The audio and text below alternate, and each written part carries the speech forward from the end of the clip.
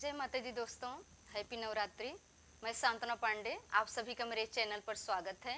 तो दोस्तों, आज मैं आपके लिए एक देवी गीत लेके आई हूँ।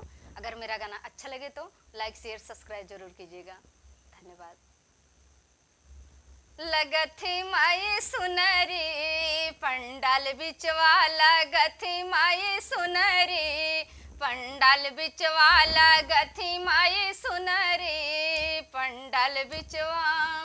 पतली कलैया के पातर पातर अंगूरी, पतली कलैया के पातर पातर अंगूरी, पहिरी माई मुनरी पंडाल बिचवा, पहिरी माई मुनरी पंडाल बिचवा, लागथी माई सुनरी पंडाल बिचवा, लागथी माई सुनरी पंडाल बिचवा।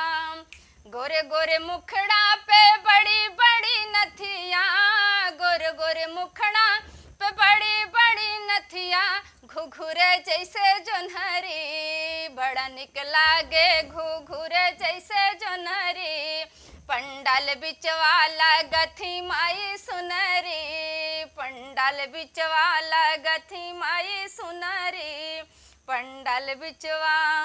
चंडक मुंडल है शेरवा सवारी, चंडक मुंडल है शेरवा सवारी, पहिरी लाली चुनरी बड़ा निक लागे, पहिरी लाली चुनरी पंडाल बिचवा, लागथी माई सुनरी पंडाल बिचवा, लागथी माई सुनरी पंडाल बिचवा, लागथी माई सुनरी पंडाल बिचवा।